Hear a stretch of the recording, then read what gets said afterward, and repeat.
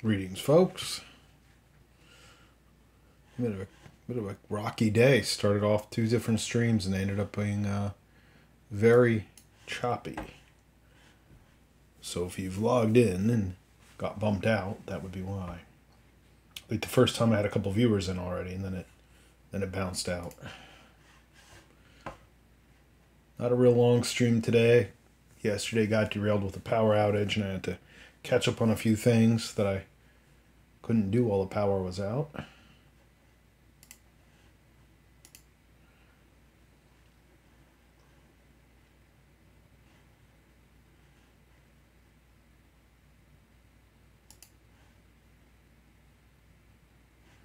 Go through our usual talk pre-stream or intro stream talk from the tomes, brought to you by Fox and Boar Games. If you're seeing this on Twitch, you know where I'm at there, and you might want to head over to YouTube and search Fox and Boar Games and follow me there. Subscribe to the channel there. All these chats are archived there. It's probably about 30 different streams now. Plus, there's going to be more original YouTube-only content coming. And then, if you're watching this on YouTube, if you want to get in and talk and chat and interact and watch me work, and once a week we have kind of an open forum discussion. Last night was on villains, which was quite fun. RPG villains, talked about in a both broad conceptual sense and in terms of how you position, broad conceptual sense, how you position villains and antagonists in an RPG, and also some personal accounts from people, ways they've put twists on this. So that was a nice chat.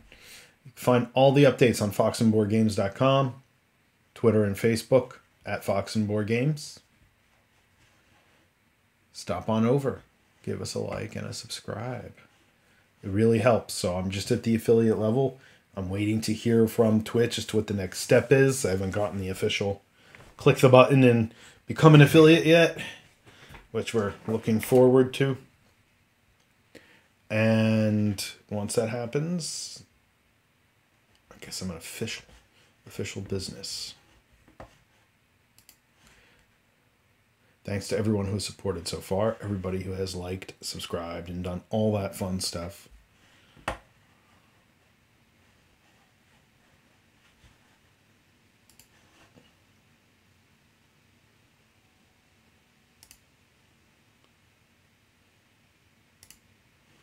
So we're still working on this document. I've been following along. I mean, I had a couple weeks break, but if you're following along, it's, this kind of tedious process. This is still the editor skim. This editor. I haven't even had an editor take a look at this yet and tell me what's wrong and what's not, and what I should change and what I should not. Though I'm a fairly competent editor, I do believe that a neutral party will give you feedback that you would not normally be able to get yourself. They're also going to be really honest too. They'll tell you what'll work and what won't, and you have to trust and listen to them. Perhaps the worst kind of writer or creator is one who is beyond an editor, who doesn't feel they need to have their stuff edited professionally. I think we can see that in a lot of books and movies and game materials.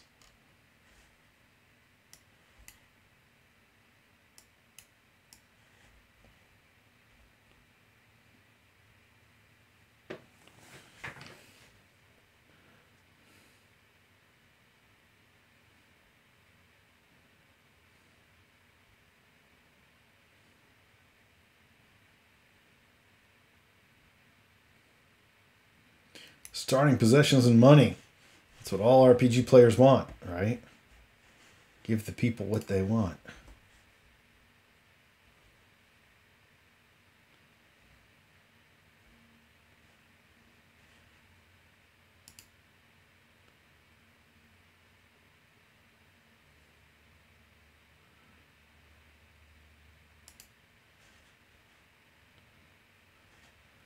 So I see on the average, I think only about 10% of people who are watching the streams follow the channel. So if you're watching it, be thrilled to have you follow along, to get in on the chats and on the discussions. But no obligation.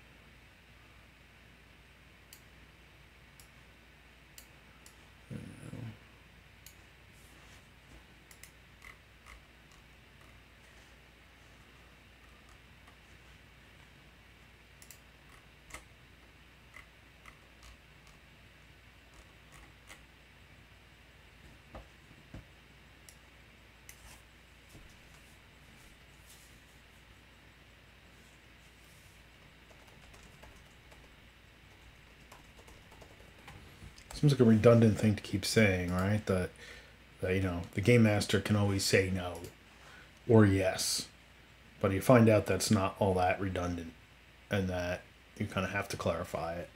I've gone on quite a few game forums recently, and I'm always kind of shocked when people have questions about either a rule or a concept in a game that I think is just so implicit, and not only so implicit, is so up to game master discretion. I don't quite even understand like why you wouldn't just make that decision yourself. But I think it's because people feel, well, if it's in the rules or not in the rules, that's for a reason. And I mean, I tend to go with that myself. I always tell people, especially when I start a new game, especially with a group that I don't know very well, I play really by the books. But to me, a lot of it's common sense, too.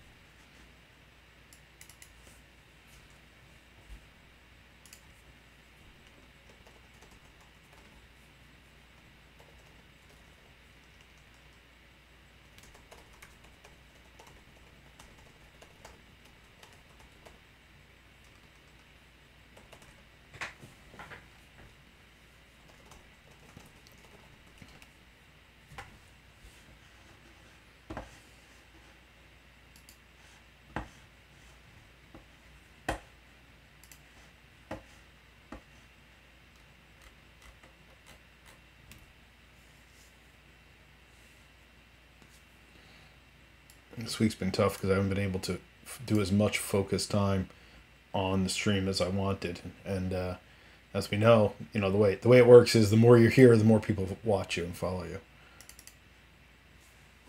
I actually have a prices and economy document. Look at that.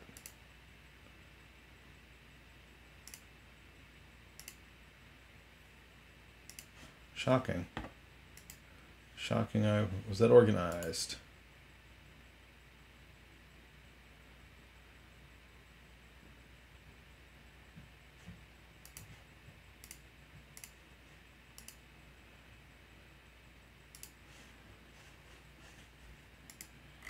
I listed.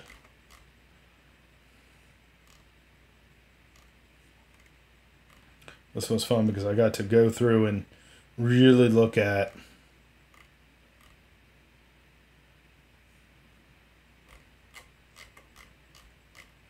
what would have been available in an environment such as the world that I've created. That was something that I had to really go through and look at, because there's a lot of things in your common fantasy realms, especially those now that kind of verge on almost steampunk or whatever, that you assume would be in any medieval / ancient world. And in reality, our own Middle Ages, things were a lot less common than... Common things were a lot more common than we think, but really rare things were a lot rarer than we often think. Especially if our whole exposure comes from playing RPGs. Especially magic-heavy RPGs. But this this was a real challenge because this is effectively a early Iron Age society.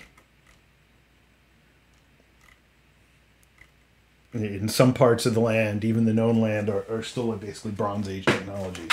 So it's always, you have to kind of measure what exactly are we going to allow and have in the game that makes sense.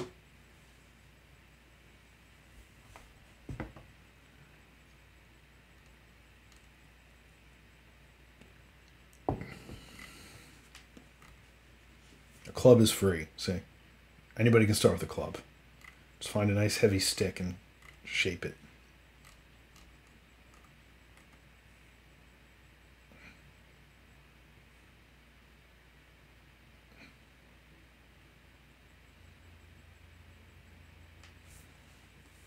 I've even got full chain here. I don't even know if full chain should be a thing in this world. Let's take a Google search. When was the first chainmail created? Might be earlier than I think.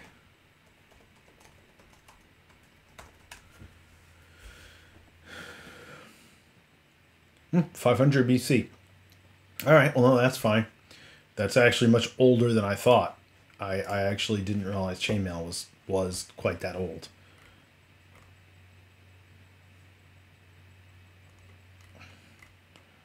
When I talk about the starting possessions, and the characters sometimes start with a few magra, which are kind of the whole coin of the realm, and that's broken up into smaller pieces.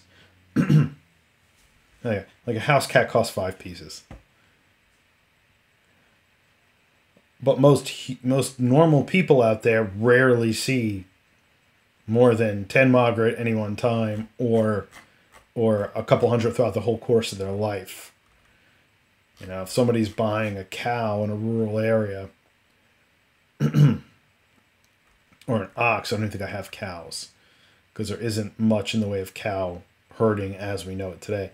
An ox is 35 magra. I mean, a farmer's whole life savings has gone into that.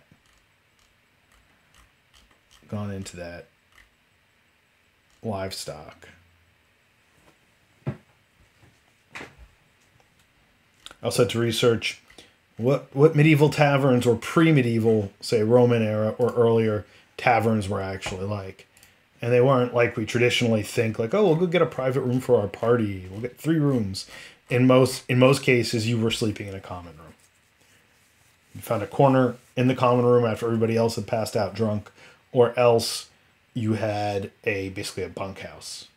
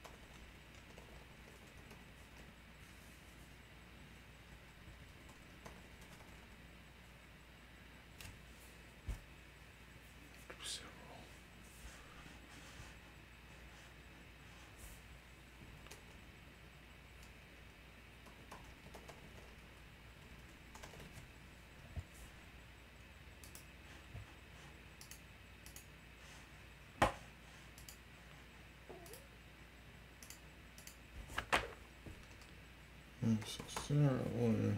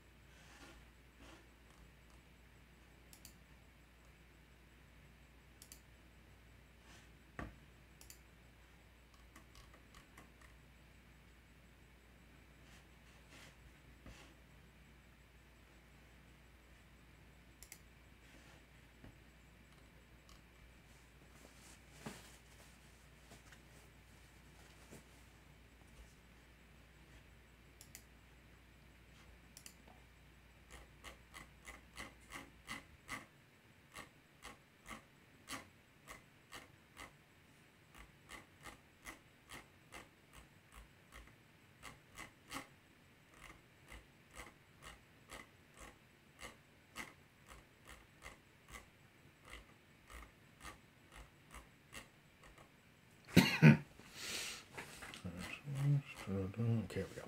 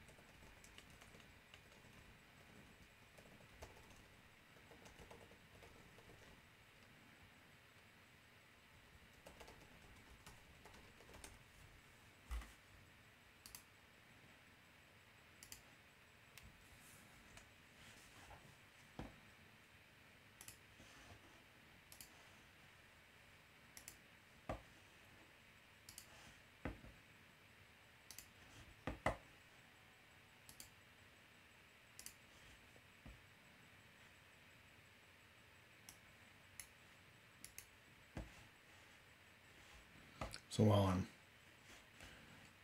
I've got that screen up, I'm actually looking through some rules in terms of the scarcity of items and the power of items to determine if I have to adjust anything.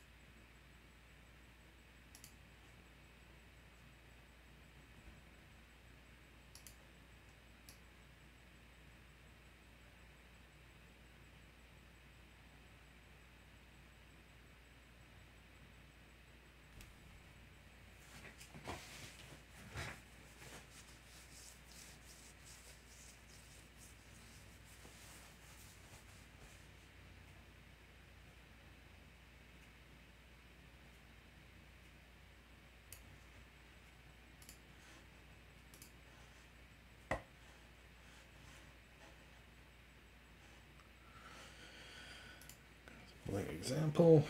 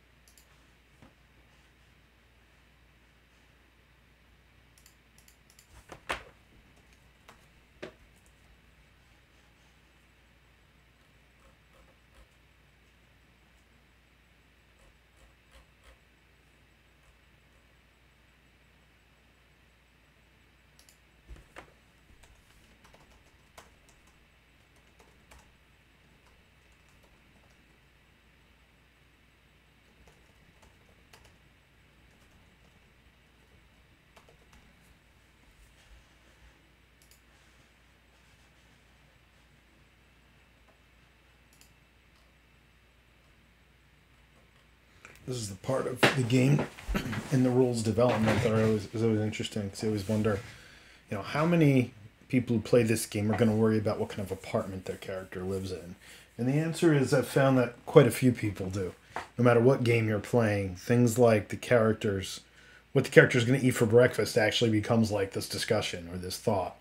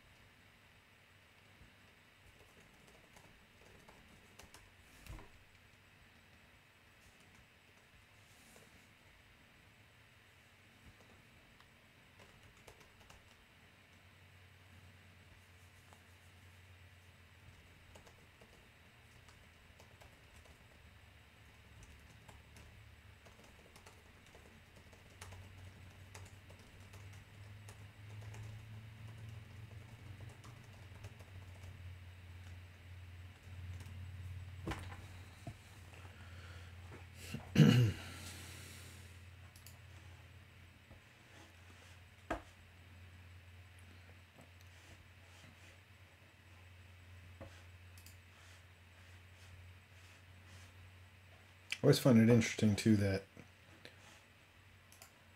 I think a big part of the escapism and fantasy of these games is not having to worry about basic things, right? Like most people who play these games, at least in my experience, come from a middle class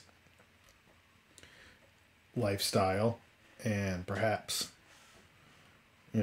are on either end of middle class in terms of their daily sustenance. And I find it really interesting that in almost any game that I've run, even if money is not a big thing in the game, players are always a little excited when their character has some kind of, even a little bit of comfort or wealth, you know? And I think that's really speaks to the human condition and our modern condition of what we want out of life. You know, we want our characters to have the same things we do. I mean, except they get to go kill dragons or whatever.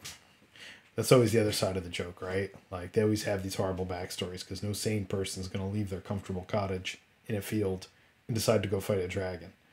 No person that's had a good and wholesome life.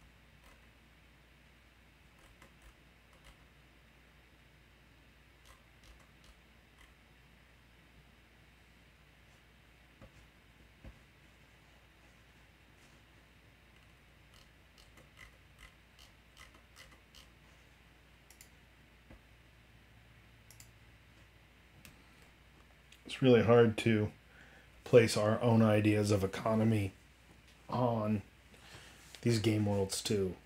You know, the reality is wealthy people or people we think of that would have been wealthy, such as nobles, by modern standards were still they lived very modestly. And this idea that you had a castle, the castle's all you had. The title's all you had. You didn't necessarily have endless money or all these amenities. You know, you had more than the person who worked in the fields and died at 30, but it wasn't how we tend to think of modern nobility living in terms of the scale of wealth. It wasn't even close.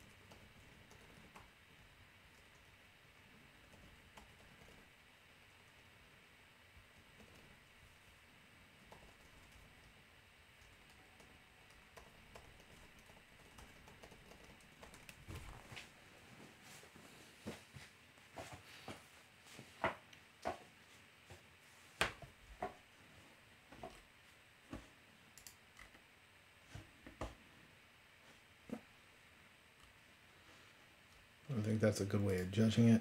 Lucre. Lucre as a way of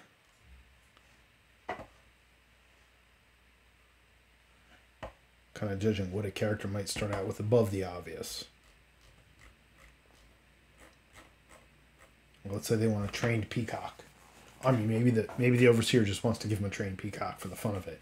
But if it's a case where he doesn't necessarily want, they don't necessarily want really rare things like that in the game environment, if they're not willing to just say no, they could look at the lucre and say, well, if you have like a 4 or 5 lucre, maybe you could have the trained peacock. You know, I don't want to write too much hard and fast about that. I don't want money and items to become the big obsession in the game. But I know for some players it will be. Some game masters it will be.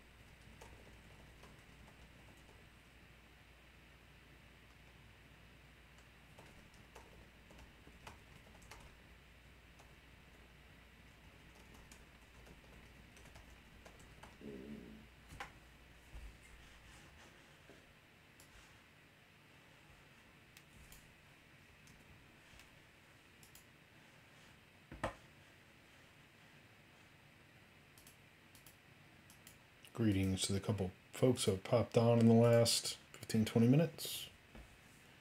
Let's close.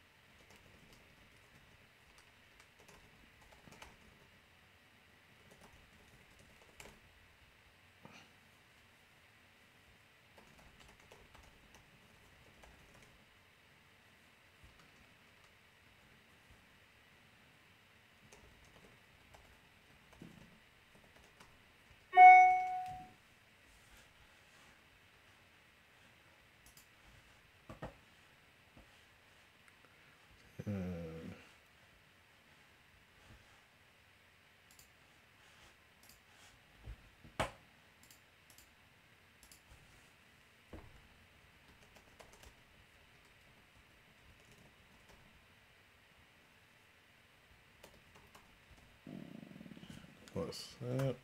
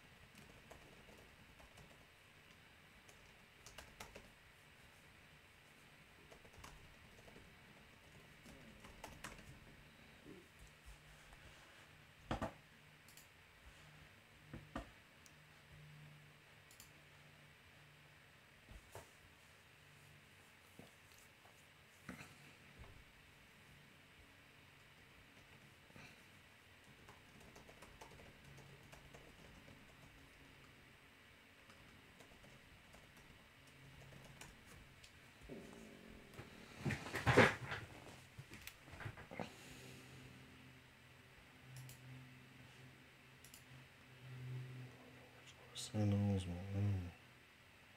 Noble Company.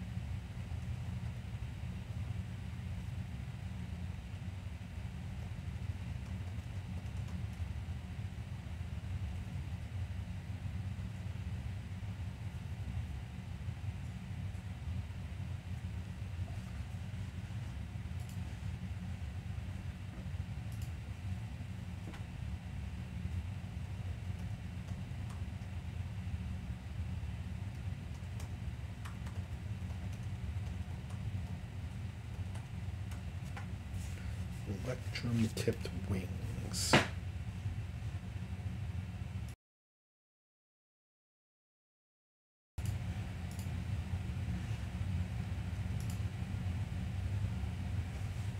Metal helm ornamented with electrum-tipped wings.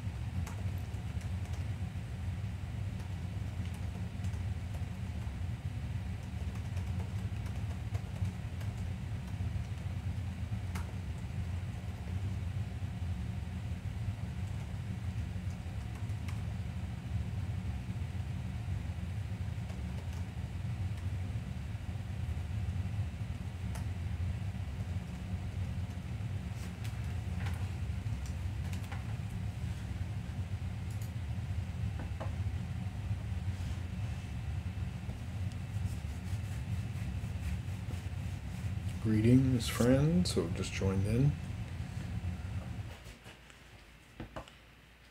Streaming times are a bit off this week. I'll be coming back on tomorrow for a little bit to write as well. It's my earlier streams were thrown by housework, construction, and then a power outage yesterday. It was all was very bizarre. Strange week, unrelated. Power outage unrelated to the housework, to the house renovations.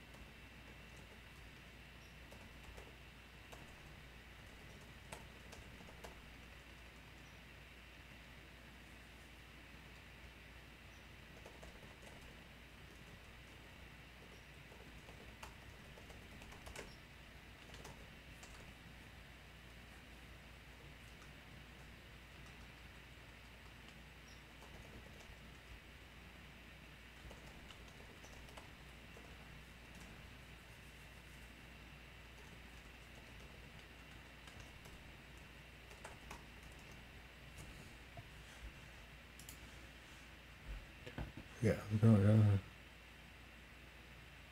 Hey, how's it going? Nice to see you. Thanks for popping on. You're working there today? You watching a stream at the Brimming Horn? It's about time we get back down there. Now that the fall's coming, it might be a little bit easier than high summer. Yeah. Oh, cool. Yeah, we haven't actually gotten to the food truck yet. I think it was set up last time we were there, but we were only there for about a half hour, 45 minutes, just to say hi to folks.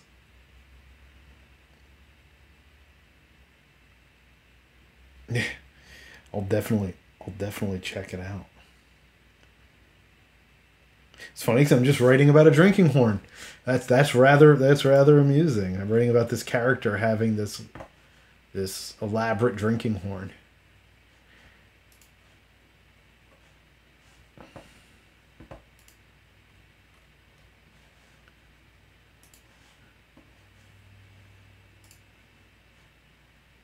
And we actually did a D&D day down there about almost 2 years ago now, or slightly more.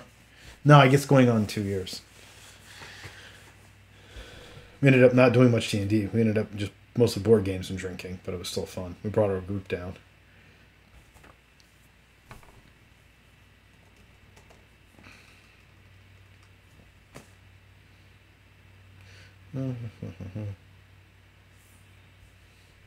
Yeah, we're doing a bunch of traveling right now, but definitely towards off. Well, as much as an off season as there is anymore in Delaware, but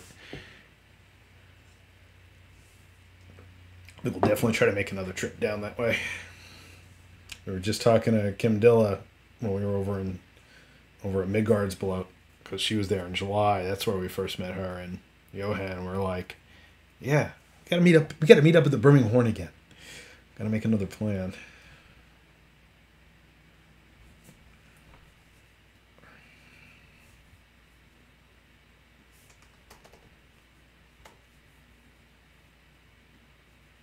Thanks for stopping in and saying hi.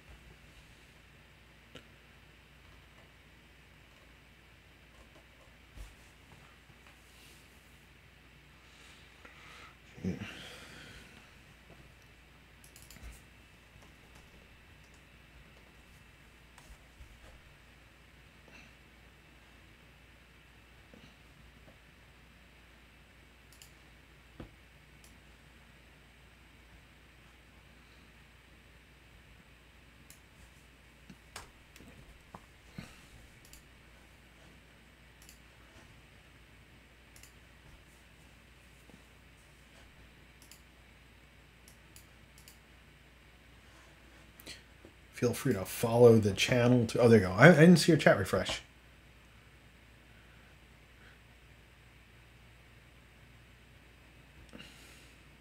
Oh, yeah. They're really great people. Yeah, well, I mean, great people are John and JR and Jen and everyone down there. But yeah, yeah, Kim and Johan are really cool.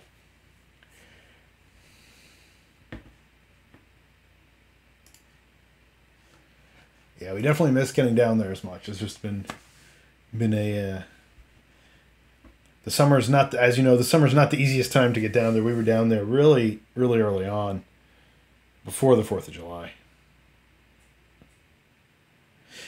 Not really. I mean, I've played them for years. I've done music at them and whatnot for years. Right now, I'm kind of we're kind of in a weird point where, unless we have a specific agenda to go, like if we have a group of people who are going to go, we consider going.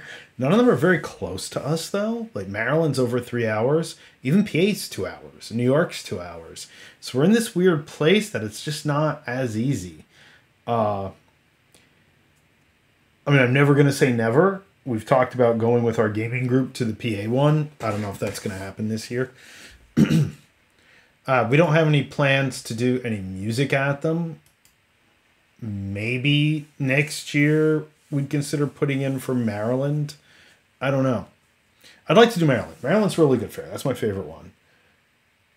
And if we can get, well, I'm gonna be away again for a couple weeks, but when I get back, if we can, I'd like to really get the medieval band going again. Yeah, no, I did it for years, and some of it's a bit of burnout too. Like I always joke around, and I'm like, yeah, after you've worked these things long enough, it's almost like going to work, even if you're going and trying to have fun. Um, so yeah, we're in a weird spot. We're just above Philadelphia. We're near New Hope, PA. We're not really like far from anything, but we're not super close. So that's the other weird thing. But yeah, I definitely, like I said, I definitely at some point would like to get back to Maryland. I'd like to play Maryland. And if I can get things going once we get back in October with the medieval band, I'd like to put in for Maryland for next year, even for like a long weekend. Yeah, so you're right there, literally right there. That's my favorite fair out of any of this stuff on the East Coast. Good music, nice space, and all like every weekend now that it's started back up, a bunch of my friends from down that area are going. So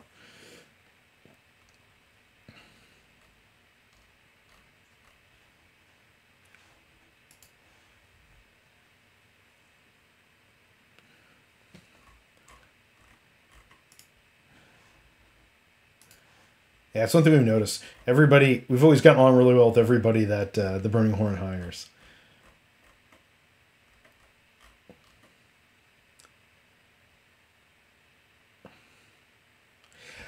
Well, yeah, PA is a very different place. I mean, at one point, I spent a lot of time there a while ago, 15 or more years ago. And it was a very different place. And this past year, certain things happened with performers I know there, between performers and management, that really were not cool. So I'm kind of like a couple of my friends really want to go, but I'm kind of like I kind of don't even want to go, you know. And it's what happens. I think like you know, yeah, yeah. It's just I mean it's usual stuff, you know. The performance world is not friendly. It's not kind, you know.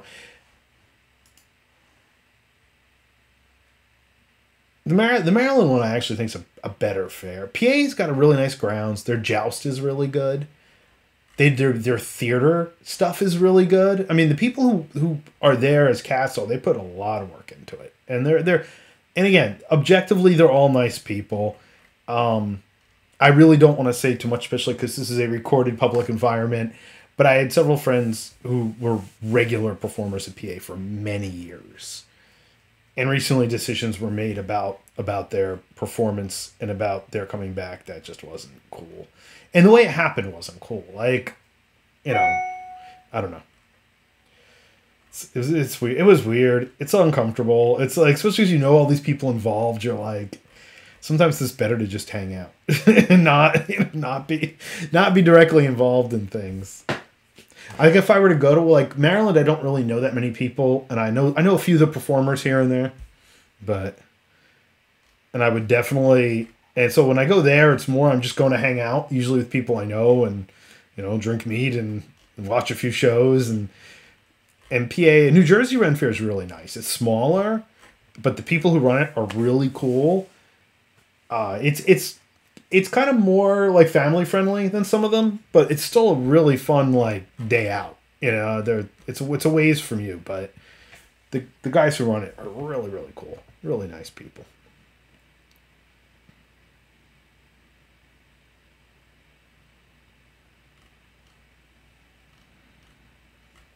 Yeah, we're sorry we missed the. What's it? Oh, that'd be. I mean, yeah, I didn't even know there was a fair in Alaska. That's hilarious. I had no idea there was an Anchorage Ren Fair. That must be different. That's like the people have sent me pictures of like the Las Vegas one, or it's near Las Vegas. I think it's actually Arizona, but it's not far from Vegas. And you're kind of like, wow, it's the middle of a desert. That's hard to visualize. It should be like a Middle Eastern encampment or something like that. Themed for the environment. Anchorage would be a pretty cool place to go.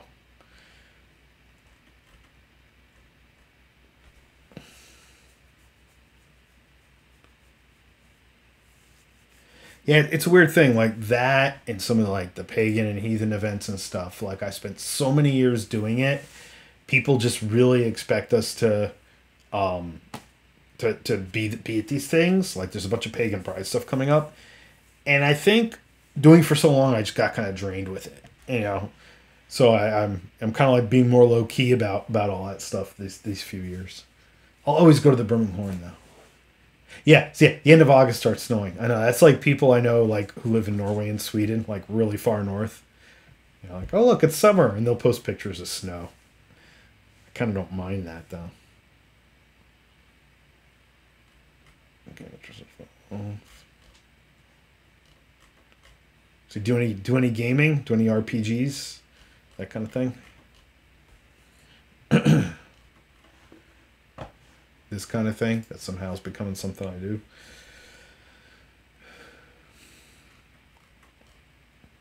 Yeah, meanwhile, I think the Southwest Ren fairs are like in February because that's the only time it's cool enough to do it. It's like, yeah, I actually briefly talked about playing Ravenwood last time I was at the Horn. I don't know if maybe it was you. Somebody who knew them came up to me and said, "Oh, they might be interested in talking to you." I don't know if you also do the Viking camp down there or anything like that, but somebody who knew people at Ravenwood. Um, I know that I have an email contact. I think that's them. I think that's who I talked to. Yeah, and they're like, oh, you should check out Ravenwood, and it looks really nice. It's way out there though. It's like pretty far out there, which isn't a problem for me. But I think last year was too late for me to. Yeah, that's the Viking jerk bear. Yep, that's him. I didn't know his real name. I just know him as the Viking beard guy. That's kind of how it is with these scenes, though, right? You know people in reenactment. You know them for years by their character name or whatever, and you're like, oh yeah, that's right. The Viking jerk, yeah. He was a really nice guy though. And he was like, yeah, the last time I was there, Yerk, yeah, Viking Yerk. I was like, yeah, there might be a gig for you guys. I was like, all right, and I just the timing or something wouldn't work out. But oh, I mean, I'll keep an eye open. Like I said, I'm not shutting anything out. Like especially as far as maybe next year. This year though, just I was like, you know what? I think I'll take a break. I'll take a break from everything.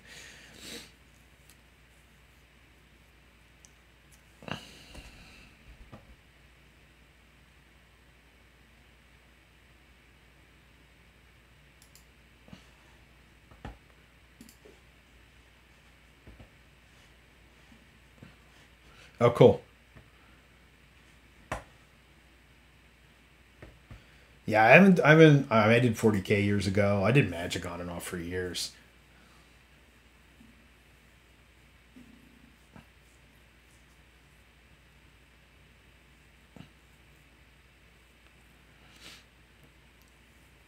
We do a lot of board games though.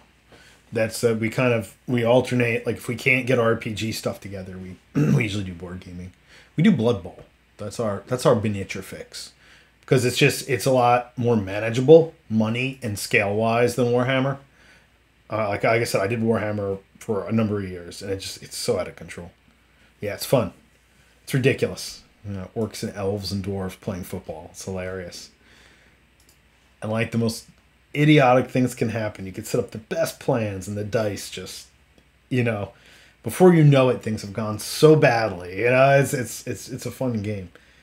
It's very risk management. You know, that's what I always say. It's risk management disguised as football because you're like, do I make that move? Do I roll those dice? Yeah, Magic we were into real early on, and we had some collections that were super expensive. Yeah, I've seen that. I've seen that, and that's actually something. I mean, I don't think I'm going to dive into it, but I have seen people playing it, and I think that's a much more manageable game. So I teach. Part of what I do is I teach, and one of the things I teach is game design, and so I have a lot of gamers as students. So one guy brought on his kill team stuff, and I'm like, but like each individual guy had all these rules, and I was like, this is almost more complex than 40K, right? You don't have a squad of 20 people you have to manage. You have one guy with all these abilities you have to manage. But that's pretty. It's kind of cool though. It's a little more like Blood Bowl like that, because like Blood Bowl, once you get all your players set up and you give them special abilities, it's almost like playing 10 different characters on the field.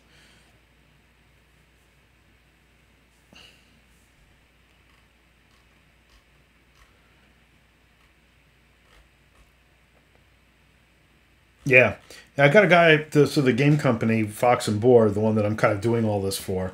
I've got one guy who's a former student who's been developing his own miniature game, and it's very similar. It's fantasy. Well, it's fantasy sci-fi, but it's similar to that. That each like you have a few guys who are kind of generic, but then each faction has heroes to play, and it's very miniature generic. Like you can use any miniatures, and it's all about developing these unique kind of characters to play on the field with. It's pretty cool. It's put a huge amount of work into it, and I'm hoping I'll publish it through this game company, which would be awesome.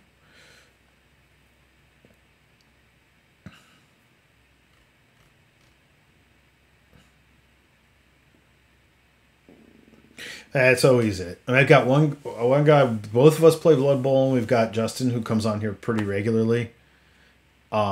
and he's really into miniatures, so we do Blood Bowl with him. But any gaming though, that's kind of the challenge. You know, I mean, I'm lucky that I have like 3 to 5 people locally who want to do RPGs and stuff like that. In miniatures, it's hard to do online. Like an RPG, you can do online. There's so many resources for it now.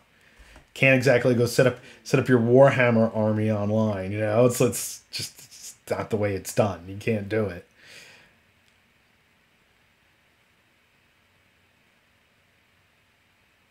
Yeah, it's not the same. I looked at it for Blood Bowl. Some of my buddies, long term friends, is out in Michigan right now, and he loves Blood Bowl. And we looked at trying to set it up so he could. I think he's probably lurking now. Like he, we looked up trying to set up like a simulator or something to do Blood Bowl at a distance, and it was just more of a pain than what it was going to be worth. It was like it kind of sucks, but it's like yeah, that's just going to be like really a pain.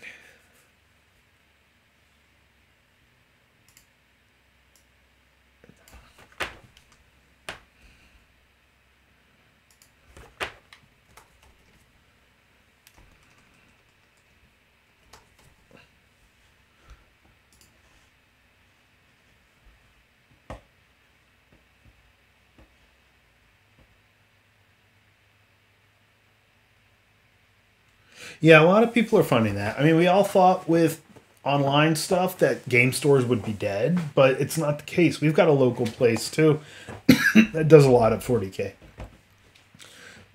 and other miniature and board games. And I actually have only been in there like once and just to stop in and chat and oh yeah, that's kind of cool. Yeah, I had friends who they had designed a whole World War II tank game years ago. I don't even know if it's still around. I should look them up. Let me look them up. And they'd actually had a whole miniature line and everything.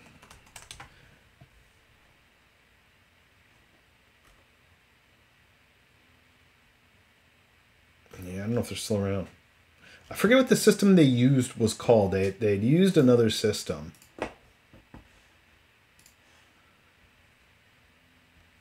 That was already out there. Then they adapted it to their miniatures. Um, about 15 years now. I've been joking around recently though that I actually just started a few years ago because like for 12 of those 15 years it was a lot of just figuring stuff out because the medieval pipes I played don't have a lot of teachers in the United States. So I figured a lot out. I hooked up with a few people locally who taught me a lot, but I never had like that real formal deep training for the pipes as an instrument and as a technique. Like the Highland pipers, it's just all about this really specific technique and all this other stuff that you don't really get with the folk pipes and the medieval pipes. And I found a German guy online who's a professional. So no, it's just funny because like I don't know if you bought a good set at a yard sale, but you probably bought one of the really cheap like, you know, more decorative sets that are sold like on eBay for $100 or whatever. And no, you can hang them on the wall and they look nice, but you know, like that's what I always say. Like I just recently picked up a hurdy-gurdy recently too. By picked up, I mean I had it commissioned 3 years ago. You know, I eventually paid it off, and bought it this past year, from a person. Oh, she used to play with Helveti, Michelina Malice. It's her company, and I've been, you know, yeah. Well, they cost about that, and again, that's kind of the whole thing. It's like hurdy-gurdy's good bagpipes, especially the medieval pipes or the good Highland pipes. Not Anna Murphy. No, it's no. This is Michelina Malice. She's really really good, but they cost. You know, you're not going to buy these things at Guitar Center for a couple $100. In fact, the one guy down in Baltimore really wants a hurdy-gurdy, and he's been kind of asking me like, you know, like, well, how do you think where can I get one? You know, talking to him about it. And he's like, yeah, they're so expensive. I'm like, yeah, I mean, but like a really good guitar is a few $1,000s. You know, like I can play. Yeah, and you know what? don't even look at the Etsy ones. Like, your best bet, unless it's somebody who had it made professionally and is just selling it secondhand, those occasionally pop up. But like 90% of the ones you find there, you're gonna get them and they're just not gonna work. And it's gonna be more frustration. This one was more than that. Yeah. It was more than that. It was took over 2 years to have it built, but I pick it up and it's in tune. I've played a lot of hurdy-gurdies. Most of them I've only played for 5 minutes because they're so bad and hard to keep in, especially the really historical ones. Like my one friend and music mentor, and he's very good at all this, but he has several like more like reenactment level hurdy-gurdies. They're beautiful instruments, but they're made with all the original materials and gut strings. They're such a nightmare. Like for years I was like, I don't even want to play one because I want to play one, but I don't want to because they're such pain. But when you get one that is made by a modern maker, yeah, well that's kind of my joke. Like that's part of why I haven't gotten back into like a heavy miniature game or gotten more tattoos or anything like that. As soon as I started playing these instruments, these weird instruments, I was like, yeah, this is where like all my money's gonna go, you know. And I joke around and I say, yeah, I took a full-time teaching job, but only to buy instruments and travel. You know, that's kind of my big joke. Like, yeah, it's where all my money goes. But I also kind of am planning to do it beyond. You know, I've done it at the piping at a professional level. By professional, I mean I got paid for it. And you know, the hurdy-gurdy I'd eventually like to take up to a higher level. So. For me, it's also kind of an investment too. But that's the tough thing. Like, I know people like in SCA and whatnot who they're like, I'd like a hurdy-gurdy just to play at camp, and I only want to spend a couple $100. You know, if you played sax, the bagpipes aren't as much of a leap. The sax is more complicated than the bagpipe, except for the actual physical bag. That's where I've got one friend who's an excellent musician. She's trying to learn it now. I mean, there's a guy in the U.S., though. He's been making pipes for, like, some of the SCA and Ren Fair people. And I think his pipes are like $800, and that still sounds expensive. But for $800, it's a very good medieval bagpipe. One of my friends has been coming by with hers recently. And she's an amazing piper, or she's an amazing musician. No, that's not bad. She's an amazing musician, but her whole trouble has been the physicality, like, getting the physicality of the pipes. And I'm like, but that's the practice of the bagpipe. Like, she can pick up a recorder or a flute and play songs perfectly. She can play the songs on the chanter. That's not the hard part. It's the physicality of the bag. She plays much more complex stuff than a bagpipe, and that's kind of been the whole joke. Like, she's like, wow. She's like, now I really understand, you know, what the difference is. Hammer dulcimers are really nice. I don't know, they're very expensive. They're even more expensive than some of these. A good one.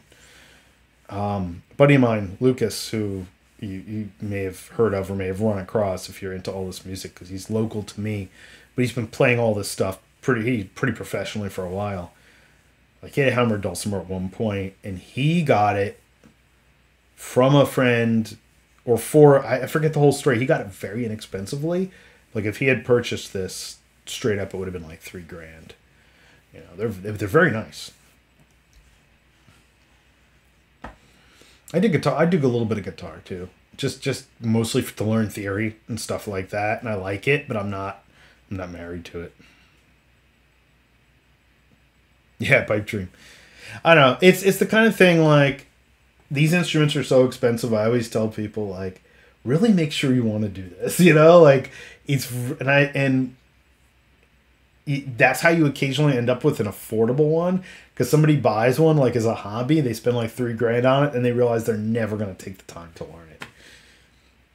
Like, the hurdy-gurdy is just this interesting thing because it superficially doesn't look that difficult, and to just play a couple melodies, it's not that hard. But then when you get into the crank, the trumpet wheel, it's just like it's this whole other technique.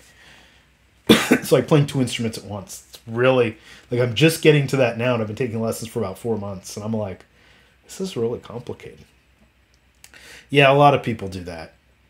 So like my partner plays the nickel harpa, and the one she has right now is a very good one by a Swedish or a German maker, I forget which.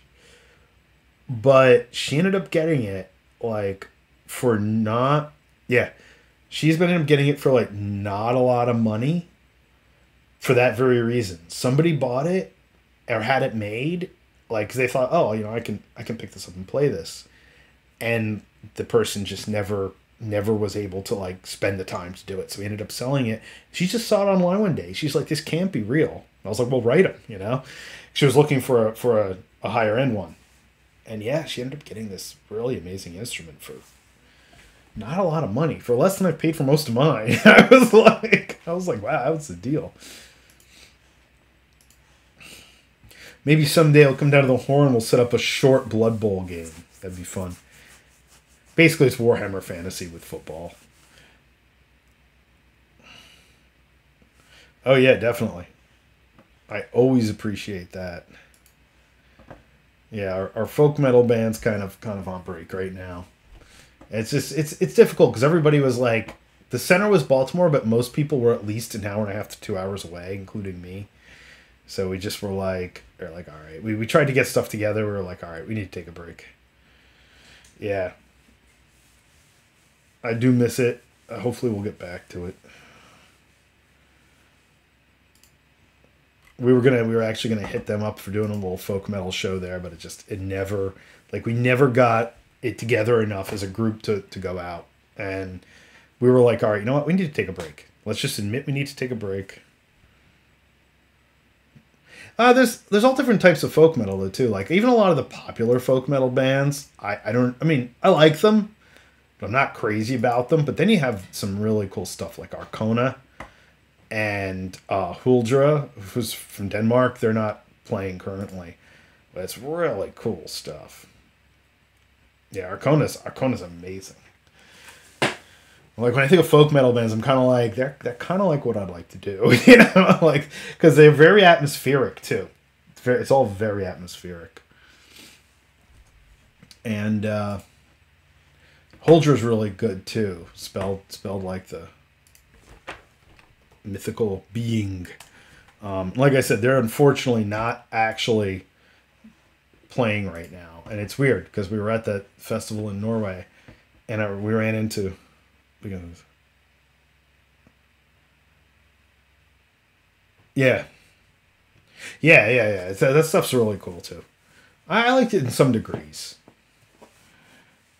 And we just ran into the person, the front woman from Huldra, and it was really bizarre because it was like, "What are you doing here?" And we met her years ago, and like I kind of was like, kept like, is that her?" She's like, "You should just walked up and kicked me and introduced yourself or reintroduced yourself."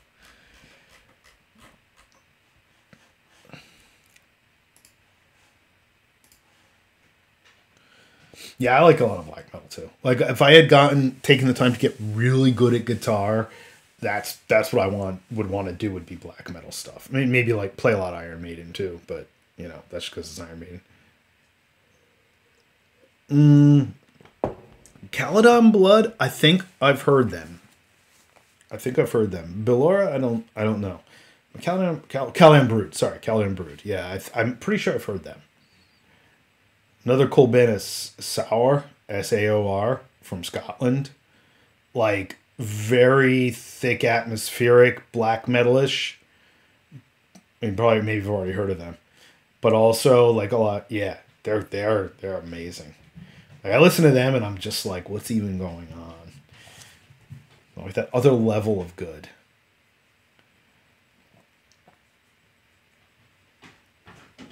Like kind of when I start thinking about folk metal, that's what I start thinking of. You know, like Corpus Kalani, like okay, you know, I like them. They're silly, you know, but I kind of barely consider them folk metal. You know, they're like, you know, same thing with like Glory Hammer and all those guys. Fintroll's pretty cool. They're kind of like old school, like what folk metal, the original idea of folk metal, and they're kind of cool. So they don't take themselves very seriously. Yeah, drinking metal. That's basically it. People call them folk metal. I'm like, they're really not folk metal. Again, I like them. They're fun. But There's so many other good bands out there that are really folk like specific. All right, I think unfortunately, but not unfortunately, I'm gonna have to run because I have to go do some. Yeah, I know Windrose. Did we do one of the Maryland Folk Metal Fests with Windrose? Or were they before we played it? I played there with two different bands. I want to say Windrose was on the bill for one of them. I think. Maybe. I don't know.